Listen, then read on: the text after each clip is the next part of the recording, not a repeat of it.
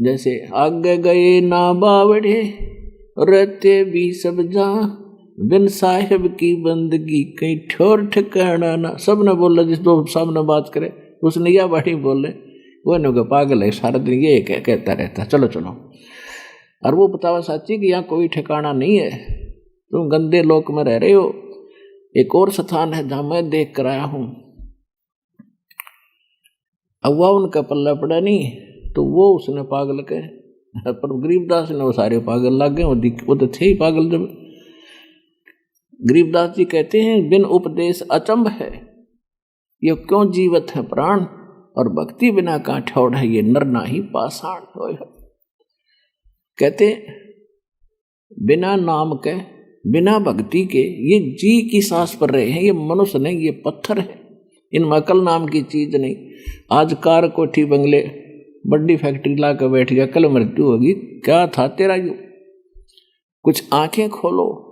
ज्ञान अध्यात्म मार्ग से यहाँ सिर्फ इतना ही बताया जाता है, एक आत्म ज्ञान सुना कराया जाता है, एक परमात्म ज्ञान है।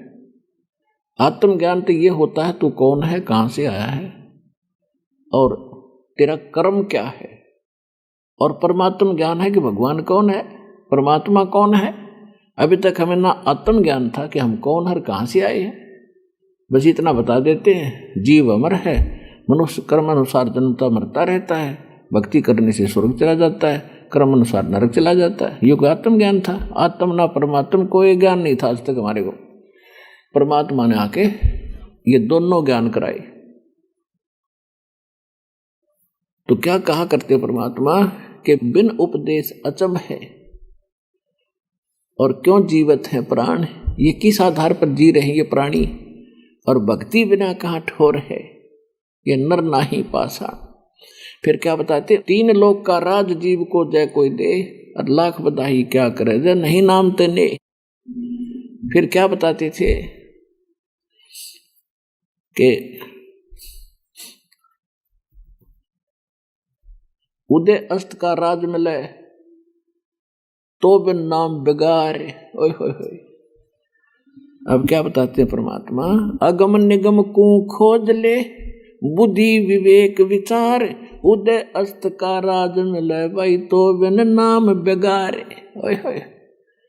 ये इतने गुण रहस्य की वाणी बताइए, जीव के समझ मान की थी।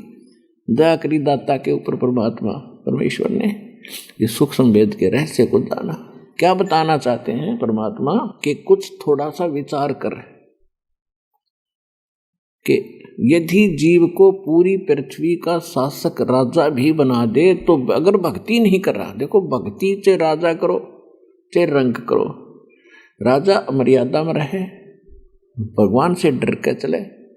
राजा की जो प्रजा होती है उसके बच्चे होते हैं, एक रूल ये है। लेकिन अब वर्तमान में राजा की प्रक्रिया बदल गई। हम सोच रहे हमने बहुत अच्छी प्रक्रिया बना दी, इलेक्शन से चुने जाते हैं। तो वो इलेक्शन से चुने हुए क्या करते हैं, जिस भी पार्टी का शासन आ जाता है वो अपनों की तरह मेयर करते हैं, दूसरा न रगड़ देते हैं।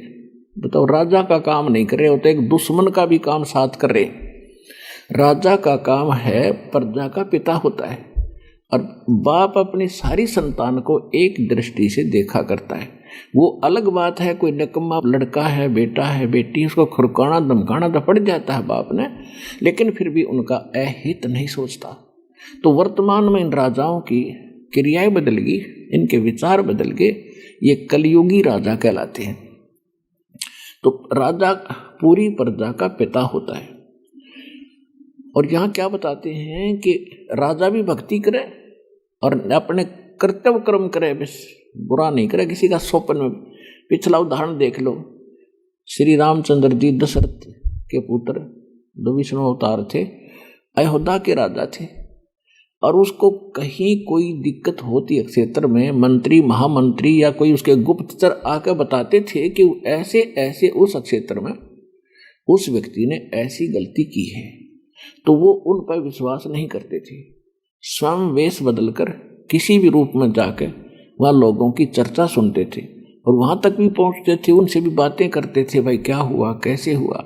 जब कति निर्णय पता लग जाता, अपनी आँखों कानों सुन लेते, तब निर्णय लिया करते थे। वर्तमान में कोई कहे दे उसकी पार्टी वाला फलाने ने ऐसे कर दिया जी, अपने ये हो जाएगा, रगड़ दो उसको, तो ये अपने कर्म बिगाड़ रहे हैं, कालनतीत बिगड़वाने हैं इनके, इसी के बच्चे हैं, राजा भी उसी का बच्चा, प्रजा भी उसी के बच्चे। लेकिन राजा का कर्तव्य नेक हो। तो यहां क्या बता रहे हैं कि जो राजा भक्ति नहीं करता, फिर आम जीव की तो कहने की जरूरत है क्या ना, जो भक्ति नहीं करता उसकी तो होगी दुर्गति क्या, क्योंकि हम राजा को बहुत सक्षम मानते हैं, तो उस राजा की ही क्या हालत होगी। क्या बताते हैं कि अगम निगम को खोज ले बुद्धि विवेक विचार, उदय अस्त का राज मिले तो बिन नाम बिगार। अब बिगार की डेफिनेशन बताएंगे, आपको नहीं पता होगा।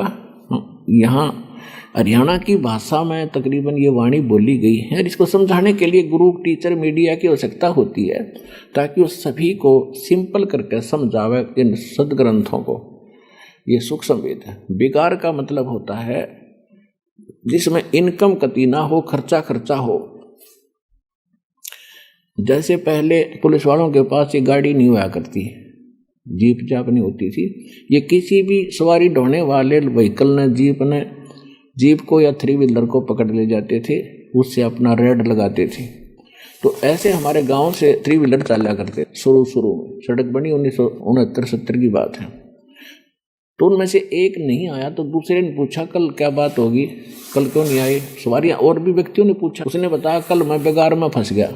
बेगार कैसे, पुलिस वाले पकड़ लेके जाते ही शाम न गया, और सारी रात और सारा अगली रात को छोड़ा, तेल मैंने अपने पल्ले से डलवाया, और सारा दिन पहिया टिक्या नहीं, सारा दिन घूमता रहा।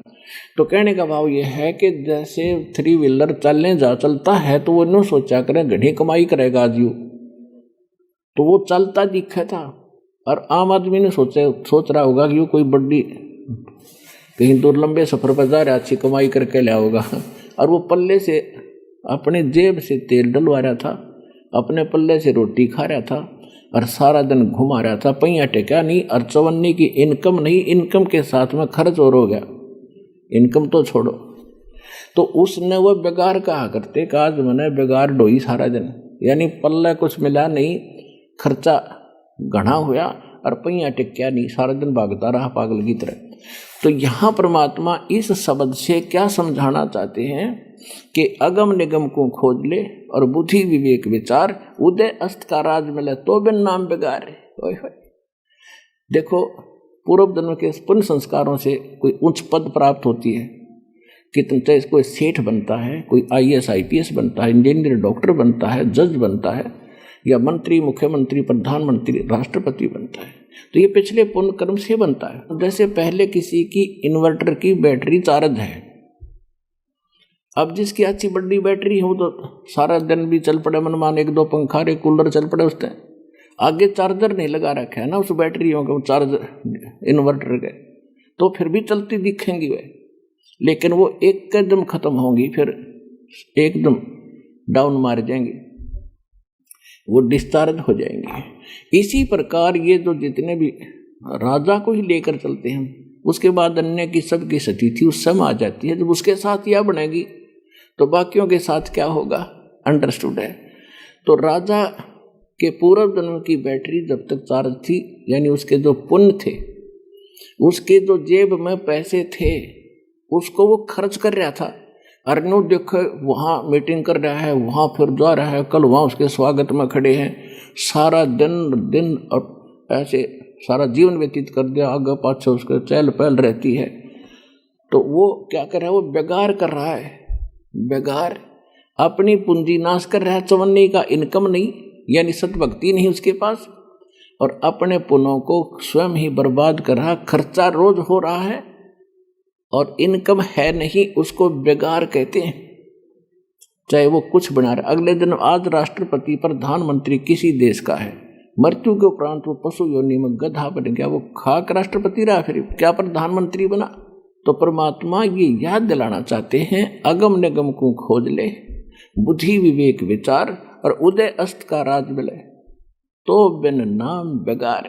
अब ये बातें आपके कलेजे में लगनी चाहिए, ये बात कहने सुन की नहीं, ये कर पाड़न की है। गरीबदास साहिब ने परमात्मा से प्राप्त ज्ञान के आधार से हमें बताया है कि ये बातें केवल हमने कह दी और तुमने सुन ली, एक बहुत बढ़िया बताई, यहीं तक सीमित नहीं रखना। ये कर पाड़न की है, इनको पर अमल करके और इनको यहाँ से निकलने की चेष्टा कर, हाथ पांव मारना शुरू करो, तड़प बनाओ अंदर, फिर साथ देगा भगवान आपको। अभी तक तो आप यहाँ टिके बैठे हो, आपने सोचो बस ठीक है फलाना सुख हो जा, धकड़ा सुख हो जा, बस ठीक है भगवान बढ़िया, ये तो सुख होंगे ही होंगे क्योंकि आपको भक्ति ऐसी मिल गई। लेकिन ये फिर झूठा सुख बताया, 1 मिनट में मृत्यु हो जाए, सुख न के सिर पर धराएंगे, तो यहाँ कितना धनी हो जाओ। तो ये बातें याद रखने की है। अब ये ज्ञान गरीबदास जी वाणी से बोला करते थे, वो उसका विश्लेषण नहीं करते थे, उनको अधिकार नहीं था, क्योंकि ऐसा विश्लेषण ये कर जाते तो ये सारे के सारे इस ज्ञान में घमोड़ रहे होते। अधिकारी वो है नहीं, अधिकारी के बगैर ये मंत्र काम नहीं करे। चाहे बेसिक इस मंत्र ने मुझदास से लेकर कोई नकली आगे बन कर पंथ संत बैठ जाइयो, उससे कोई लाभ नहीं होगा, डुप्लीकेट पासपोर्ट होगा उसका, वो कहीं काम नहीं आएगा। तो कुछ दिनों के बाद क्या हुआ, एक दादू पंथ का एक संत बना हुआ था, गृहस्थी लाला जी था, सेठ, 60-65 साल की उम्र होगी थी, घर त्याग के अपने दादू पंथ का प्रचार किया करता। छुड़ानी में उसका एक शिष्य भी था। वो ऐसे 2-3 साल के बाद फिर आया, उस शिष्य के घर रुका, और दादू साहब जी कोई परमात्मा आए थे ऐसे ही गरीबदास जी की तरह। 7-8 वर्ष के थे दादू जी, बालका में खेल रहे थे बनी में, और वहाँ उनको ऐसे ही सचखंड लेकर गए थे, अपने लोटे से एक पान के पत्ते पर रख कर जल पिलाया था, क्योंकि जल परवाना ये पान परवाना होता जो पेय पदार्थ के साथ दिया जाता प्रथम मंत्र में। फिर नहीं, परमात्मा ने दास को बताया वही इस तरह आपको यहाँ से प्रथम मंत्र के साथ पान परवाना दिया जाता है, मिश्री और वो मंत्रित जल होता है, वो पान परवाना कहलाते हैं। गरीबदास जी को गाय के दूध के साथ दिया था, और दादू साहब जी को उस पान के पत्ते पर रख कर एक जल अपने करमंडल से डाला, तो वो दे करके सचखंड लेकर गए थे। फिर 3 दिन और 3 रात तक बेहोश रहे थे दादू जी, सबने मृत जान लिया था, सारे रिलेटिव इकट्ठे हो गए थे, रिश्तेदार आकर बैठ गए थे, उसकी अंतिम सांस गिने थे, कब मरेगा, कब सांस पूरे होंगे। इतने में वापस भेज दिया था, एकदम उठे दादू जी। अगर दादू जी को वहाँ वो ना दिखाई देते, सारे इकट्ठे हुए, तो इन्होंने सोचा वो सपना था कोई, और जब देखा हाँ कारमाचरी जब चीख सचमुच, तो तब दादू साहिब जी ने कहा था, जिन मुझको निज नाम दिया सोए सतगुरु हमार, दादू दूसरा कोई नहीं कबीर सृजनहार। तो ये वाणी दादू साहिब जी के मूल ग्रंथ के अंदर है। वर्तमान में उन्होंने उन वाणियों को निकाल दिया, क्योंकि परमात्मा ने गुप्त रखना था। फिर दादू जी की बुद्धि फेर दी, वो और ज्ञान बताते रहे, वो जो बताना था वो लिख दिया था। अब उन्होंने वो वाणी निकाल दी उसमें से मूल ग्रंथ में, वो जो कि तुम आज भी है। वो जो दादूपंथी संत गोपाल दास था, वो इस बात का परिचित था, संतों की वाणी को बहुत अच्छी तरह जानता था और उनको से प्रभावित था। गोपाल दास जो दादूपंथी संत छुड़ानी में अपने शिष्य के यहाँ आके रुका, तो शिष्य ने गांव का था, उसने कहा कि महाराज जी, संतों की विद्या संत ही काटा करते हैं।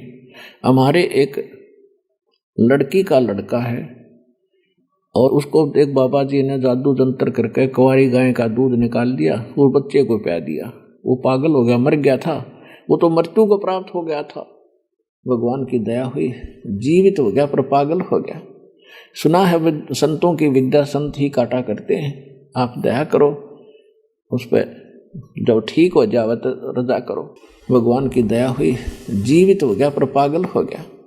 सुना है संतों की विद्या संत ही काटा करते हैं, आप दया करो उस पर, जब ठीक हो जावे तो रजा करो। उसने कहा भी लाओ उस लड़के को बुला लाओ यहाँ पर। तो उसका शिष्य गया गरीबदास जी के नाना जी के पास, तो 2-4 भक्त और साथ गांव के व्यक्ति साथ होकर के गोपाल दास संत के पास आ गए, और उसको कहा महाराज जी, हमने तो सारा दिखा लिया, जाड़े रपटे भी करवा लिए, मेंटल दवाई देता था वो औषधि भी खवा ली, पर इसका कोई असर नहीं होता। तो उसने कहा मेरे पास। तो दादूपंथी संत ने पूछा कि बच्चा, वो कौन था जिसने तेरा जीवन नाश कर दिया? तब हंसे गरीबदास जी कहने लगा मेरा जीव नाश नहीं करा, मुझे आबाद कर दिया। क्या बताया, हम सुल्तानी नानक तारे दादू को उपदेश दिया, जात जुलाहा भेद न पाया वो काशी मोए कबीर हुआ। अनंत कोट ब्रह्मांड का एक रति नहीं भारे, सतगुरु पुरुष कबीरे हैं ये कुल के सिरजनहारे। और ये काफी देर तक वाणी बोलते रहे। 65 साल का महात्मा और 13 साल के बालक के आगे हाथ जोड़ के खड़ा हो गया। कहने लगा महाराज यह वाणी लिखवा दो। होय होय आप तो गजब की वाणी बोल रहे हो। अब गांव वाले जो आ रहे थे इलाज करवाने खातिर बालक का, उस बाबा जी थे, उन्होंने सोचा बच्चे में तो कोई बड़ी बला है भाई, बाबा जी का भी असर हो गया, यो भी इसका साथ हो लिया, हाथ जोड़ गए। अब तीसरे दिन गरीबदास जी ने कहा कि गोपाल दास यदि पूरी वाणी लिखा तो मैं लिखवाऊं, कदे बीच में छोड़ के भाग गए। वो पक्का करना था। गोपाल दास ने कहा दादू पंथी ने कि महाराज जी घर से फ्री हो रहा हूँ मैं, मुझे कोई काम नहीं, 2 रोटी चाहिए वो आप दे ही दोगे और पूरी लिखूंगा। उन्हीं का एक बाग था बटबेरी का, बेरी का बाग, उसमें जांडी का एक पेड़ था, गांव से बिल्कुल साथ में बनी में। वहाँ एक जांडी के पेड़ के नीचे गरीबदास जी बोला करते थे मंगलाचरण से लेकर लास्ट तक, और दादू पंथी गोपाल दास लिखा करते थे। वो अमरवाणी परमात्मा की दी हुई गरीबदास जी का आंखों देखा सचखंड सतलोक, कैसा है भगवान, कैसे मिलता है परमात्मा, वो सारा कुछ इसमें लिख कर चले गए। लेकिन उन्होंने लिखा ऐसे तरीके से कोई समझ नहीं सका था। गरीबदास जी पढ़ते पढ़ते 250 साल हो गए, किसी ने कक्का पता नहीं इसमें कह के रखा है। या दयादास को हुई है सारी इन सदग्रंथों के खजाने को खोलने की, और समझा है तो सदर पाओ बहोर नहीं रे ऐसा दाओ। बोलो सतगुरुदेव की जय।